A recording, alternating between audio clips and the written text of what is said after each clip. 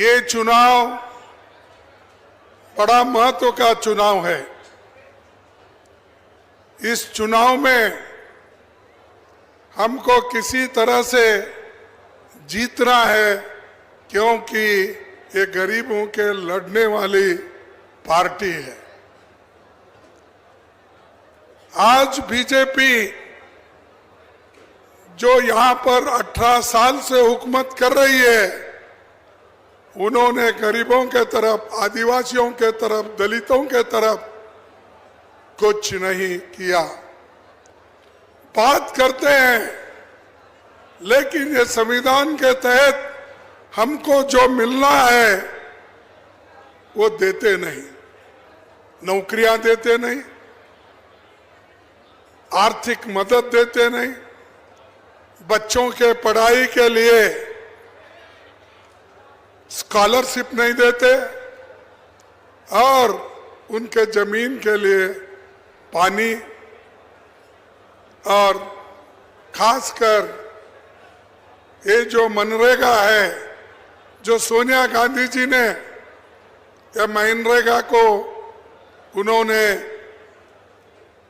लागू किया था, क्योंकि गरीबों को कुछ काम नहीं है और अमीर लोग उनको काम देते नहीं, इसीलिए आदिवासी महिलाओं को, दलितों को, गरीबों को, पिछड़ों को काम देने के लिए ये नरेगा योजना हमने लाया। लेकिन इनको सेंट्रल गवर्नमेंट हो या हमारी यहाँ की स्टेट गवर्नमेंट हो, इधर उनका कोई देखना नहीं है। वो देखते ही नहीं, सिर्फ भाषण करते हैं, बातें वायदे करते हैं, लेकिन वो वायदे भी कभी निभाते नहीं।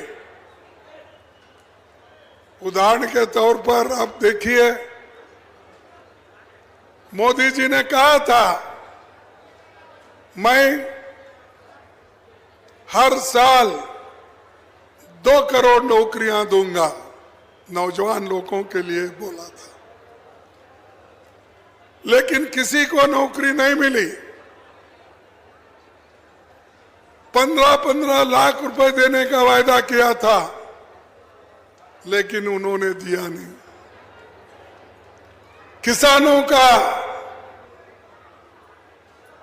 मेहनत या किसानों का आमदनी 2 गुना करने का कहा था, उन्होंने नहीं किया। तो झूठ के ऊपर झूठ, ये हमेशा मोदी जी ऐसा ही करते हैं और सिर्फ दोष देते हैं कांग्रेस को और कहते हैं कांग्रेस ने इस देश के लिए क्या किया। जैसा कि मोदी जी आने के बाद ही ये देश सुधर गया, यहाँ स्कूल खोले गए उन्होंने आने के बाद ही, मोदी आने के बाद ही सब कुछ हुआ, ऐसा वो दिखाते हैं। अरे सब कुछ इस देश में हुआ है आजादी के बाद। पंडित जवाहरलाल नेहरू के हाथ से इस देश में जो लोकतंत्र की बुनियाद रखी, उस आधार पर आज लोकतंत्र मजबूत होकर चल रहा है और मजबूत होकर आज महिलाओं को भी सशक्त बनाया है। आप पहले तो किसी महिला को अधिकार नहीं था, लेकिन बाबा साहब अम्बेडकर ने, पंडित जवाहरलाल नेहरू जी ने, इन्होंने सब मिलकर इस देश का संविधान ऐसा बनाया कि जिस दिन हमको आजादी मिली, उसी दिन से सब महिलाओं को वोटिंग का अधिकार होना चाहिए, उन्होंने किया। विकसित देशों में, बड़े बड़े राज्यों में, वहां पर महिलाओं को वोटिंग पावर नहीं था, लेकिन हमारे पास वोटिंग पावर दिया गया। उसी तरह हर काम हमारे देश के नेता महात्मा गांधी जी, जवाहरलाल नेहरू जी, वल्लभ भाई पटेल जी, ये सभी लोग मिलकर देश की उन्नति की है। लेकिन आज बीजेपी बगैर कुछ करे सब क्रेडिट लेती है और जो कुछ देने की बात करती है तो भी कांग्रेस के सरकारों को वो डांटती है। वो कहती है भाई ये सब फुकट दे रहे हैं, फ्री दे रहे हैं, इसीलिए देश की जो डेवलपमेंट है, देश में जो प्रगति होना चाहिए वो नहीं हो रहा है। ये जो हम पे इल्जाम लगा रहे हैं, ये क्योंकि गरीबों के लिए वो कुछ देना नहीं चाहते। ऐसे लोग 18 साल या हुकूमत में है, इससे पहले भी हुकूमत में थे, लेकिन कभी उन्होंने किसानों के तरफ, गरीबों के तरफ देखा नहीं। आज आदिवासियों के लिए कितने सीट रिजर्वेशन है? 47, लेकिन हमने 48 सीट दिया, 48 सीट दिया, एक बढ़कर दिया, क्योंकि जहां पर जो अच्छा काम करता है उनको प्रोत्साहन देना, ये हमने किया। ये बीजेपी नहीं करती। बीजेपी तो चाहती है कि गरीब गरीब रहे, अमीर अमीर बने। इसीलिए तो आज हमारे देश में 5% लोगों के पास 60% आमदनी है, पैसे हैं, जिसको हम वेल्थ कहते हैं। राष्ट्रीय जो आर्थिक जो पैसा जिनके पास है वो 5% लोगों के पास 60% है, और जो 50% लोग गरीब है उनके पास 3% है। तो इनके जमाने में, मोदी के जमाने में गरीब गरीब होते जा रहा है, अमीर अमीर होते जा रहा है। इस दूरी को निकालना है तो कांग्रेस को आगे बढ़ना है। और जो अभी हमारे कमलनाथ जी ने कहा, उनके छोटी सी 11 महीने के जो चीफ मिनिस्टरशिप में उन्होंने क्या क्या दिया, वो एक एक करके गिनाया। आप खुश थे। उससे भी ज्यादा अगर आपको चाहिए, सुख और समृद्धि चाहिए, फिर एक बार कांग्रेस को वोट देकर मजबूत बनाओ, आप जो मांगेगा वो मिलेगा। ये लोग तो बोलेंगे, ये तो कम से कम हम लोग तो दे रहे हैं, जो वायदा किए वो जरूर देंगे। अरे भाई, जो गरीब की कमाई है, गरीब के कमाई से सरकार बनती है, सरकार के पास पैसा आता है, उसी गरीब को देने में आप लोगों को क्या दिक्कत है? आपके घर से नहीं देते। कोई मंत्री, मुख्यमंत्री, कोई प्रधानमंत्री अपने घर से नहीं देता। जो मेहनत करके आप पसीना टपकाकर जो कमा के टैक्स देते हो, वही पैसा आपको वापस आता है, ये समझो आप। लेकिन वो लोग आपको भूल भुलैया करते हैं, बोलते हैं, और आदिवासी भाइयों के खूब बोलते हैं कि हम माने के बाद आदिवासियों को और दलितों को बहुत कुछ करें।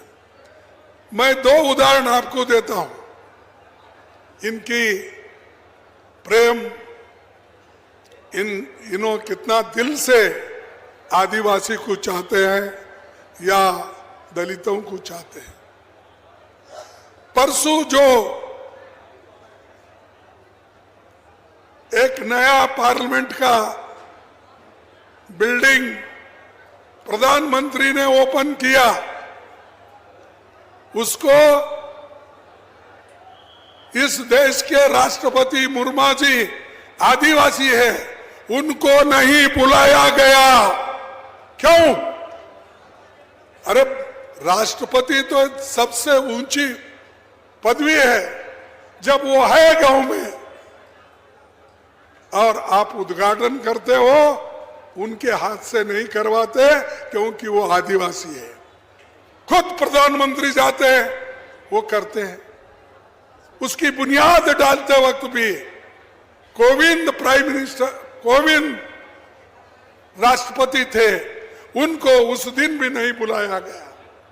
यानी बुनियाद डालते वक्त भी शेड्यूल कास्ट का आदमी था, उनको आने नहीं दिए। उद्घाटन करते हुए भी उन्होंने मुर्मू को नहीं बुलाया। ये अंदर है, एक मुख में राम, बगल में छुरी। ये लोग हैं, ये कब किसको क्या करते हैं मालूम नहीं होता। वोटों के लिए बहुत बोलते हैं, हमने मुर्मू जी को राष्ट्रपति बनाया। अरे जब आप राष्ट्रपति बनाओ, प्रधानमंत्री बनाओ, जब आदिवासियों को, दलितों को आप उनको इज्जत नहीं देते, उनके स्वाभिमान को धक्का देते हो, क्या फायदा? कौन सी पदवी दिए तो क्या भी फायदा? कुछ फायदा नहीं। लेकिन आपको सम्मान करने वाला पार्टी कांग्रेस पार्टी है। पहले इंदिरा गांधी जी ने दलित को देश का उन्होंने राष्ट्रपति बनाया। उसके बाद में महिला राष्ट्रपति कांग्रेस ने बनाया, और उसी तरह हमारे पार्लियामेंट के लोकसभा के अध्यक्ष, वो भी शेड्यूल कास्ट की महिला बनी। अरे हमको सिखाते हो, जो लोग उन लोगों के लिए, आजादी के लिए अपनी जान कुर्बान दी, उन लोगों को आप कह रहे हो कि आप कुछ नहीं करे देश के लिए। तो भाइयों, आप लोगों को सोचना है कि आप लोग अगर कांग्रेस के झंडा और डंडा उसका मजबूत करे, तो आप देखिए देश में परिवर्तन होगा। और यहाँ पर खास करके मध्य प्रदेश में भारी परिवर्तन होगा। ये जो चौहान साहब है, अब उनको याद आया जो गरीब लोगों का। मैं देख रहा था 2-3 जगह फोटो उनके, वो अब जैसा कि राहुल गांधी कन्याकुमारी से लेकर कश्मीर तक उन्होंने भारत जोड़ो यात्रा की, वैसा ही ये चौहान साहब क्या कर रहे हैं? कई महिला मिली, कोई अगर नमस्ते करी तो उसको गले लगा ले रहे। वो फोटो देखे नहीं, परसों तरसों आया था। और कई बच्चा मिला तो उसको उठा के लाडली बोल के बगल में ले रहे। अरे वही 18 साल से उस बच्चे को नहीं देखे, 18 साल से उस बूढ़ी माँ को नहीं देखे। अब इलेक्शन आते ही तुम्हारे को याद आ रहा है, अब इलेक्शन आते ही आप उसको उठा रहे बगल में लेके, आप इलेक्शन आते ही उसके तरफ देख रहे हैं। ऐसे नकली लोगों को, उनके बातों को कभी उसके उसमें झांसे में नहीं आना चाहिए। जो लोग दिल से चाहते हैं, दिल से आपका काम करते हैं। कांग्रेस पार्टी ने तो आदिवासियों को हक दिलाया, दलितों को हक दिलाया। क्या इन्होंने दिलाया? अरे इन्होंने देश के आजादी के लिए भी नहीं लड़ा, और ऐसे लोगों की बात करते हो। तुमको बुनियादी हक देने वाला कौन सी पार्टी है? आदिवासियों को भी मैं पूछता हूं, बुनियादी हक देने वाली पार्टी कौन सी है? कांग्रेस है। कांग्रेस ने दस्तूर लिखा, कांग्रेस ने सब कुछ समाया, ये सब करके आज देश को बनाया है। देश में इतने कॉलेजेस बन गए, इतने स्कूल्स बन गए, और भी बनाना। और ये लोग सिर्फ बातें करते फिरते हैं, लेकिन आपको सबसे फायदा होगा। केजी से लेकर मैट्रिक तक फ्री एजुकेशन देने का अभी हमारे कमलनाथ जी ने घोषणा की। आप सुने ना, आप लोगों को शिक्षा के लिए वो मदद कर रहे हैं, और शिक्षा ये इंसान के लिए अवश्य होती है। उसीलिए अंबेडकर ने कहा था, पढ़ो, इतना पढ़ो ताकि सारी दुनिया डरे, यानी विद्या हासिल करो। इसीलिए नेहरू जी ने बड़े बड़े कारखाने बनाए, बड़े बड़े डैम्स बनाए। क्यों? कि पहले हमारे आर्थिक मजबूती हो, लोगों को एक उनको खुशहाली की तरफ ले जाने का था। लेकिन यहाँ पर वो कुछ नहीं, जो है वो बेच के खा रहे हैं। कोई अदानी को बेच रहा है, कोई इसको अंबानी को बेच रहा है, कोई और किसी को बेच रहा है। हमारे एयरपोर्ट बेच रहे हैं, हमारे पोर्ट बेच रहे हैं, हमारे हर चीज बेच रहे हैं। बेच के ये लोग बीजेपी को मजबूत करना चाहते हैं, लेकिन लोग होशियार हो गए और अब वो बीजेपी के झांसे में नहीं आएंगे, कांग्रेस को जरूर जिताएंगे।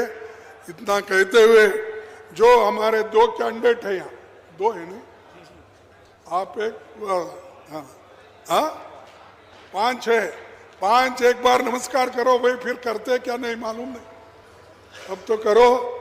पांच हमारे कैंडिडेट है और इनको वोट देकर आप जिताओ, हाथ के बटन पर दबाओ और दबाकर एक बार फिर आप हमारी पार्टी को यहाँ उसकी हुकूमत बनाएंगे, ऐसी हम इच्छा रखते हैं। तो मैं फिर एक बार आपको धन्यवाद देते हुए मेरे बात को समाप्त करता हूँ और दो जयघोष मैं करता हूँ। आप सारे लोग इस जयघोष को पीछे रहना चाहिए। जय हिंद, जय हिंद, जय हिंद, जय कांग्रेस, जय कांग्रेस, जय कांग्रेस। धन्यवाद, आप सभी को धन्यवाद, नमस्कार, जीत के लाओ।